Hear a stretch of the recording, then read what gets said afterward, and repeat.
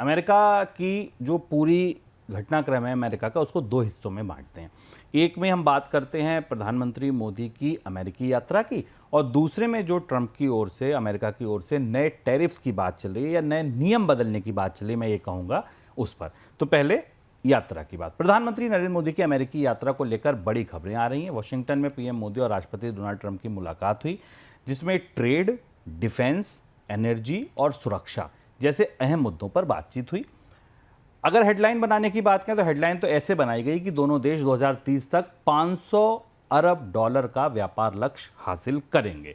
दोनों लोग बिजनेस बढ़ाएंगे और बिजनेस करेंगे। सर, अगर डील के फाइन प्रिंट्स पर बात करें, ठीक है, हेडलाइन समझ में आ गई, गर्मजोशी से मिलना, हाथ मिलाना, सब कुछ ठीक है, लेकिन अगर फाइन प्रिंट्स देखें डील्स के तो कहां कहां से आपको लिखता है? तीन चार बड़ी बातें अगर आप बता सकें तो।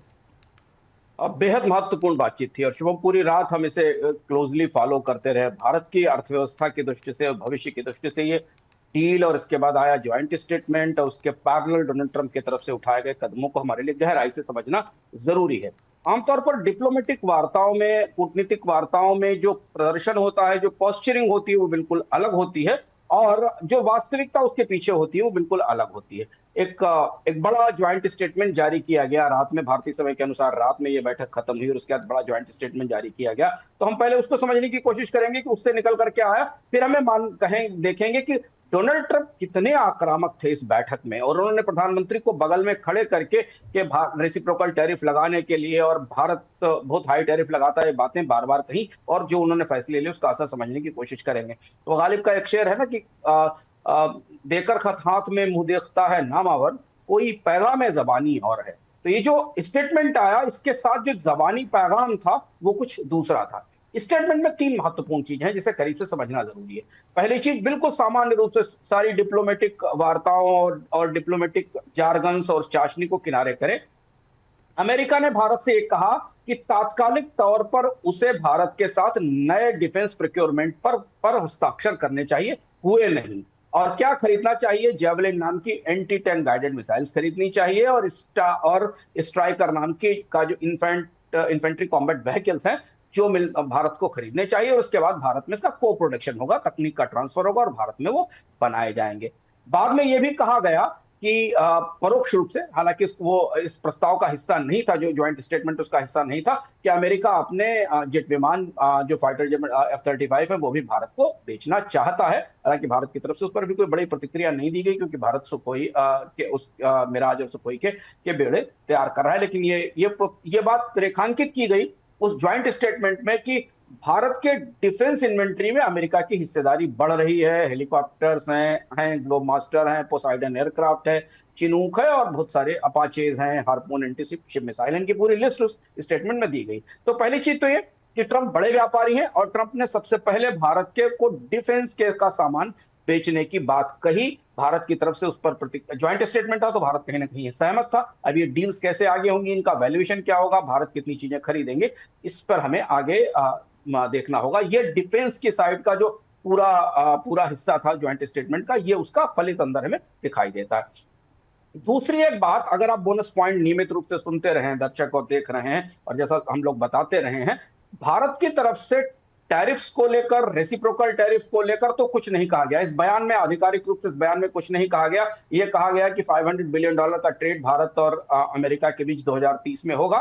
लेकिन एक महत्वपूर्ण बात जो निकल कर आई, जिस पर हमने संकेत भी दिया था अपने बोनस पॉइंट में, कि भारत और America mutually beneficial multi sector bilateral trade agreement करने की तरफ बढ़ रहे हैं।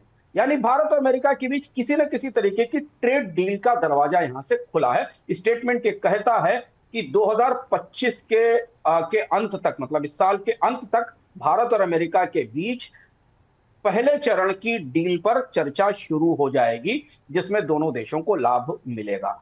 ये भारत की तरफ से खोला गया एक दरवाजा है। और जैसा हमने आपको कल बताया था कि रेसिप्रोकल टैरिफ जो अभी आ रहे हैं, जिन पर हम आगे चर्चा करेंगे, उसका नुकसान उन देशों को कम हो रहा है जिन्होंने अमेरिका के साथ बायलैटरल ट्रेड डील्स कर रखी है और अमेरिका के आयात को सस्ता करने के लिए अपने बाजार को खोल रखा है या वहां ड्यूटीज नीचे कम कर रखी है। इसके अलावा चर्चा टैरिफ पर और बाकी चीजों पर कोई बड़ी चर्चा नहीं हुई। तो ये दो चीजें इसमें निकल कर आई। तीसरी चीज थी एनर्जी सिक्योरिटी को लेकर।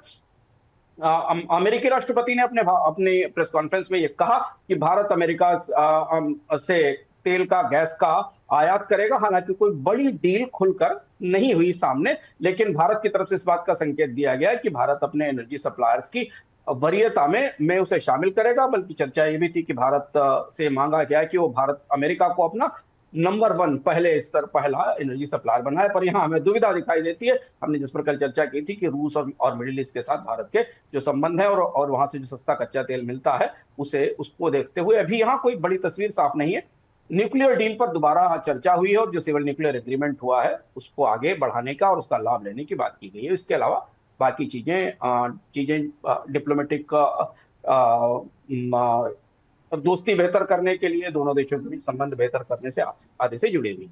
अमेरिका ने अब ट्रेड गेम के नए नियम बना दिए हैं। राष्ट्रपति डोनाल्ड ट्रंप ने रेसिप्रोकल टैरिफ का ऐलान किया है। मतलब क्या है इनका कि अगर कोई देश अमेरिकी सामान पर ज़्यादा टैक्स लगाता है तो अमेरिका भी उतना ही टैक्स उस देश के सामान पर लगाएगा। इसका सीधा असर भारत जैसे देशों पर पड़ सकता है जहां अमेरिकी सामान पर पहले ही ऊंचे टैक्स हैं। तो एक एक करके रेसिप्रोकल टैक्स के अलग अलग आयाम को समझते हैं। सबसे पहले तो ये समझते हैं कि सर, हम अपनी ही बात सबसे पहले, भारत को ये टैरिफ किस तरीके से प्रभावित करेंगे। रेसिप्रोकल टैरिफ अगर लगाने का फैसला किया गया और लग गए मान लीजिए, तो भारत को ये किस तरह प्रभावित करेंगे? शुभम, ये वही पैगाम ज़बानी था जो डोनाल्ड ट्रंप ने अपने ज्वाइंट स्टेटमेंट में नहीं बल्कि अपनी प्रेस वार्ता में स्पष्ट रूप से भारत को और भारत के उद्योग को दिया, और उसका असर हमें भारतीय बाजार पर दिखाई दिया। और हमें समझना जरूरी है कि डोनाल्ड ट्रंप के जो टैरिफ कनाडा, ब्राजील या मैक्सिको, कनाडा, मैक्सिको या चाइना पर लगाए गए थे, उनका असर उनकी अर्थव्यवस्थाओं पर जितना गहरा है उससे ज्यादा बड़ा असर भारतीय अर्थव्यवस्था पर इस रेसिप्रोकल टैरिफ का है, जैसे का को तैसा जैसा टैरिफ का है। और इसके साथ पूरी दुनिया में टैरिफ के नियमों की पूरी तस्वीर उथल पुथल हो गई है, क्योंकि अमेरिका दुनिया में सबसे कम इंपोर्ट ड्यूटी लगाने वाला देश है और दुनिया के बाकी देश अमेरिका के सामान पर ऊंची कम इंपोर्ट ड्यूटी लगाते हैं। तो अमेरिका ने सैद्धांतिक रूप से टैरिफ को बढ़ाने की और टैरिफ ऊंचे करने की के फैसले को मंजूरी दे दी है। अब आप ध्यान से देखें डेटा पॉइंट में, हमें समझ में आएगा कि परिस्थिति क्या है। पहले इससे पहले हम भूमिका समझ लेते हैं। प्रधानमंत्री नरेंद्र मोदी के अमेरिका पहुंचने के एक दिन पहले सोशल मीडिया पर, सोशल चैनल पर डोनाल्ड ट्रंप ने कहा कि हम बड़ी घोषणा करने वाले हैं। उसके बाद उन्होंने इस यात्रा से ठीक पहले उस ऑर्डर का संकेत दिया। फिर उसके बाद उन्होंने इस यात्रा के तत्काल बाद रेसिप्रोकल टैरिफ के मेमो पर हस्ताक्षर कर दिए और प्रधानमंत्री की मौजूदगी में उन्होंने कहा कि भारत की इंपोर्ट ड्यूटीज और भारत के टैरिफ बेहद ऊंचे हैं और इसलिए अमेरिका इससे कोई समझौता नहीं कर सकता। हम वैसे ही टैरिफ लगाएंगे। आपको याद होगा ट्रंप अपनी पिछले दौरे के दौरान भी, पिछले राष्ट्रपति के कार्यकाल के दौरान भारत को टैरिफ किंग कह चुके थे। अब यहाँ समझना जरूरी है कि भारत का जो MFN स्टेटस है, जिन देशों को मोस्ट फेवर्ड नेशन का स्टेटस दिया जाता है, ये व्हाइट हाउस के आंकड़े जो बताते हैं उसमें MFN स्टेटस पर भारत करीब करीब 39% टैरिफ लगाता है, जबकि अमेरिका के टैरिफ, एवरेज टैरिफ इससे काफी कम है, 5% से नीचे है। जैसे उदाहरण के लिए भारत यूएस मोटरसाइकिल पर 100% टैरिफ लगाता है, जबकि भारत से अगर मोटरसाइकिल अमेरिका में जाती है तो उसमें 2.4% का टैरिफ लगता है। हम डेटा पॉइंट में देखने की कोशिश करेंगे इस बात को कि एवरेज जो अमेरिका से के टैरिफ का रेट है और भारत का जो औसत टैरिफ रेट है उसमें करीब करीब 6 से 7% का फर्क है। एवरेज टैरिफ जो वेटेज इंपोर्ट टैरिफ है भारत में वो 9.5% है और अमेरिका में 3% है। ऐसा माना जा रहा है कि अमेरिका भारत के रेसिप्रोकल टैरिफ की प्रक्रिया में कम से कम भारत के इंपोर्ट्स पर 15% तक टैरिफ का असर आएगा, जो 3% से 15% कर दिया जाएगा कई सारे क्षेत्रों में। इसमें ऑटोमोबाइल, टेक्सटाइल, फार्मास्यूटिकल्स और भारत के वाइन से एग्री उत्पाद हैं, इन पर गहरा असर पड़ेगा। इसकी वजह क्या है? क्योंकि डोनाल्ड ट्रंप ये कह रहे हैं कि भारत के साथ उनका ट्रेड सरप्लस है, यानी भारत को व्यापार में ज्यादा फायदा होता है। 2024 में $28 बिलियन का ट्रेड सरप्लस था। ये जो चीजों की लिस्ट आपको सामने दिखाई दे रही है स्क्रीन पर, इसे अगर आप ध्यान से देखें तो आपको समझ में आएगा कि डोनाल्ड की engineering goods, electronic goods, James jewellery, drug, pharma and petroleum products के ऊपर टैरिफ की स्थिति क्या है। भारत के अलावा जो दूसरे देश इसके साथ सबसे ज्यादा प्रभावित होंगे वो है थाईलैंड, क्योंकि थाईलैंड और वियतनाम भी ऐसे देश हैं जो अमेरिका से आने वाले सामानों पर ऊंची इंपोर्ट ड्यूटी लगाते हैं। सर, लेकिन अब सीधी सी बात है, भारत पर तो असर होगा, समझ में आता है, लेकिन क्या अमेरिका के लिए फायदा ही फायदा है या उनके अपने लिए भी ये बड़ी मुसीबत है? नहीं नहीं, अमेरिका के लिए इसका इसका मतलब ये एक तरीके का अगर हम डिफेंस की भाषा में बात करें तो एक किस्म का कोलेटरल डैमेज है। अमेरिका अपनी अर्थव्यवस्था को डैमेज कर रहा है। और कल ये बात डोनाल्ड ट्रंप ने अलग किसी कार्यक्रम में कही कि हाँ, थोड़ी बहुत महंगाई बढ़ेगी, लेकिन हम इस प्रक्रिया में को नहीं चला सकते कि हमारे जो पार्टनर और एलाइज हैं वो हमारा हमको नुकसान पहुंचाते जाएं, हमारे सामानों पर ऊंची ऊंची टैरिफ लगाते जाएं और हम उनका सामान सस्ते में अपने बाजार में आने दें। तो ट्रंप इस कोलेटरल डैमेज के लिए तैयार है। रेसिप्रोकल टैरिफ के असर से अगर हम डेटा पॉइंट में देखने की कोशिश करें, भारत और यूएस के बीच जो गुड्स का ट्रेड उसका उसका आंकड़ा हमारे सामने है। और जो ट्रेड डेटा, जो ट्रेड डेफिसिट है भारत और यूएस के बीच में हमारे हमको दिख रहा है। अमेरिका की अर्थव्यवस्था पर इसका असर बेहद गहरा होने वाला है। रेसिप्रोकल टैरिफ से अमेरिका के जीडीपी में करीब करीब 0.4 से 1.3% के आसपास की कमी आ सकती है, क्योंकि जितने टैरिफ ऊंचे होंगे, अमेरिका अपने यहां आने वाले सामान पर इंपोर्ट ड्यूटी जितनी ज्यादा बढ़ाएगा, अमेरिका की अर्थव्यवस्था में महंगाई और जिंदगी जीने की लागत उतनी ज्यादा बढ़ेगी। जैसे भारत से जाने वाले सामान पर अगर 25% ड्यूटी लगा देगी तो सामान बाजार में 25% हो जाएगा। इसके अलावा क्योंकि ये बहुत बड़ा फैसला है अमेरिका का, अमेरिका दुनिया का सबसे बड़ा बाजार है, दुनिया का हर देश अमेरिका के बाजार में अपना सामान बेचता है, तो ये रेसिप्रोकल टैरिफ पूरी दुनिया के सभी देशों पर लागू होंगे, भारत भी उसमें शामिल है। भारत, वियतनाम और थाईलैंड उससे सीधे प्रभावित है, पर बहुत सारे अन्य देश हैं, यूरोपीय समुदाय के भी देश हैं जिन पर इसका असर पड़ेगा। तो इससे उन देशों की अर्थव्यवस्थाओं को गहरी चोट लगेगी, क्योंकि उन देशों के निर्यात में कमी आएगी। और ऐसा माना जा रहा है कि अमेरिका इससे अपना ट्रेड बैलेंस बहुत ज्यादा कम नहीं कर पाएगा, क्योंकि अमेरिका का ट्रेड डेफिसिट उतना कम नहीं होगा,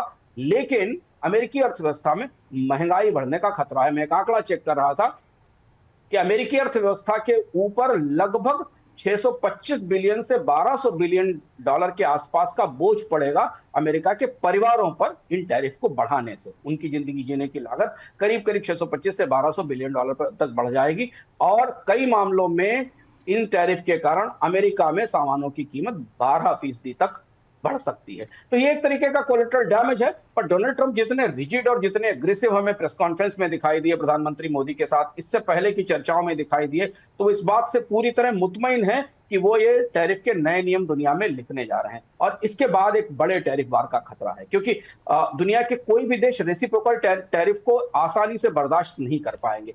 भारत ने भी इस तरीके की एक समस्या की चुनौती डोनाल्ड ट्रंप के पिछले कार्यकाल में झेली थी, और आपको याद होगा शुभम कि फिर भारत ने भी रिटेलिटरी टैरिफ लगाया था अमेरिका से आने वाले इंपोर्ट्स पर। इस बार उसकी चर्चा नहीं हो रही है, पर पिछले दौर में भारत और अमेरिका के बीच टैरिफ को लेकर सीधा टकराव हुआ था डोनाल्ड ट्रंप के दौर में। तो ये परिस्थिति बनती दिखाई दे रही है। व्हाइट हाउस ने अलग अलग देशों के टैरिफ लाइंस का अध्ययन करना शुरू कर दिया है, उससे अमेरिका के में जो उन सामानों पर लगाया जाने वाली अमेरिका के उनके सामानों पर जो ड्यूटी लगाई जाती है उसका तुलना करना शुरू कर दिया है। और शायद अप्रैल से, मार्च के एंड से और अप्रैल से ये रेसिप्रोकल टैरिफ अमल में आ जाएंगे पूरे देश में, और इसी का असर हमें भारतीय अर्थव्यवस्था में, भारतीय शेयर बाजारों में बेचैनी के तौर पर दिख रहा है। सर, एक और सवाल ये था कि भारत अपना बचाव कर कैसे सकता है, क्या ऑप्शंस हैं? क्योंकि आपने जिस तरह डराया, मतलब डराया क्या बताया मुझे, लेकिन डर लगने लगा कि अगर ये स्थिति है तो महंगाई और हर तरफ से मार होगी। भारत कैसे अपने को बचाए, कैसे सेव कर सकता है? मतलब मुझे लगा कि कल की बातचीत में शायद डोनाल्ड ट्रंप भारत के साथ टैरिफ के मामलों पर कुछ चर्चा करेंगे, पर वो स्टेटमेंट में नहीं आया। और आश्चर्य की बात थी कि डोनाल्ड ट्रंप ने भारतीय प्रधानमंत्री के सामने ये सारी बातें कही, और उन्होंने ये कहा। तो भारत की अर्थव्यवस्था को, भारत के उद्योगों को तो इस बात के लिए तैयार होना चाहिए कि वो जो निर्यात वहां कर रहे हैं और वहां से जो निर्यात आ रहा है उस पर वो ड्यूटीज आएंगी, अगर डोनाल्ड ट्रंप इस फैसले को बदलते नहीं आने वाले समय में। क्योंकि ये ग्लोबल फैसला ले रहा है अमेरिका, तो शायद इसमें इतनी जल्दी से वापस लिए जाने की संभावना नहीं है।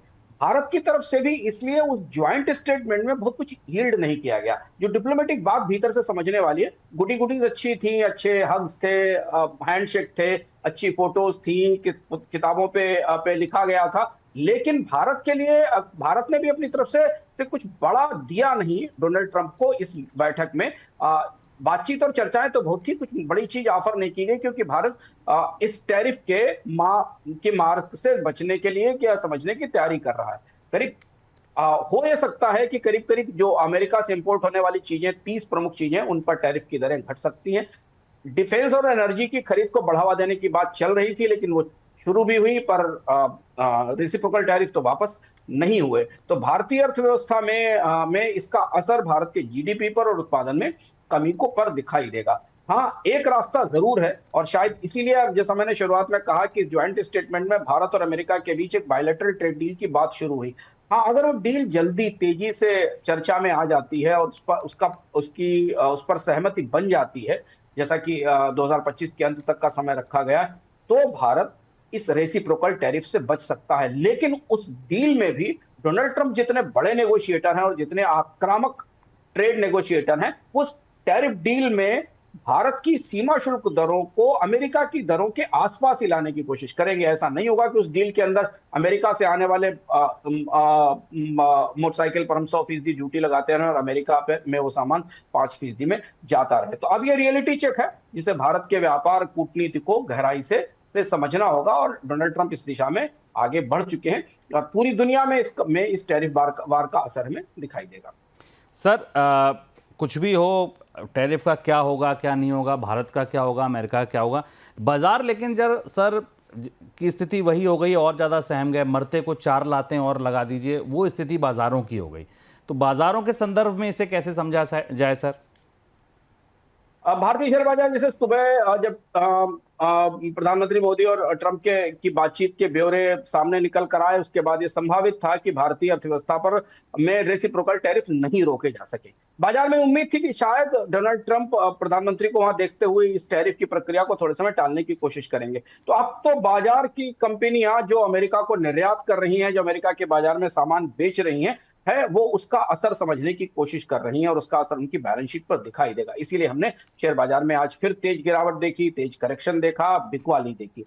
दूसरी एक और महत्वपूर्ण बात ये यहाँ शुभ समझना जरूरी है, और ये वास्तविकताएं हैं, ये तथ्य हैं, जो फैक्ट्स हैं, और ये फैक्ट्स चुनौतीपूर्ण हैं, थोड़े डरावने भी हैं। उसकी वजह यह है कि जब कोई दुनिया का एक बड़ा देश, बड़ा व्यापारी देश जो सबसे ज्यादा सामान खरीदता है, वो रेसिप्रोकल टैरिफ को अपनी पॉलिसी बना देता है, तो दुनिया के अन्य देश भी फिर आपस में वैसा करना शुरू करते हैं कि एक देश दूसरे देश की ड्यूटी पर भी रेसिप्रोकल टैरिफ लगाना शुरू करेगा। और डोनाल्ड ट्रंप यहां से एक बहुत बड़ी चुनौती पूरी दुनिया के सामने खोल रहे हैं कि ये बात केवल अमेरिका और भारत के अमेरिका और थाईलैंड अमेरिका और वियतनाम के बीच के कारोबार के बीच की नहीं होगी, ये फिर थाईलैंड और वियतनाम के बीच में भी, वियतनाम और जापान के बीच में भी, और बाकी दुनिया के अन्य देशों के बीच में भी होगा जिनके द्विपक्षीय व्यापार है। और रेसिप्रोकल टैरिफ जिनको आमतौर पर नहीं माना जाता था, माना जाता था कि अमेरिका एक बड़ा देश है और अमेरिका ज्यादा बड़ी अर्थव्यवस्था है, इसलिए वो अपने यहाँ अपने बाजार में बाधाएं कम रखता है, जिससे कि दुनिया के देशों को उसके बाजार में अपना सामान बेचने का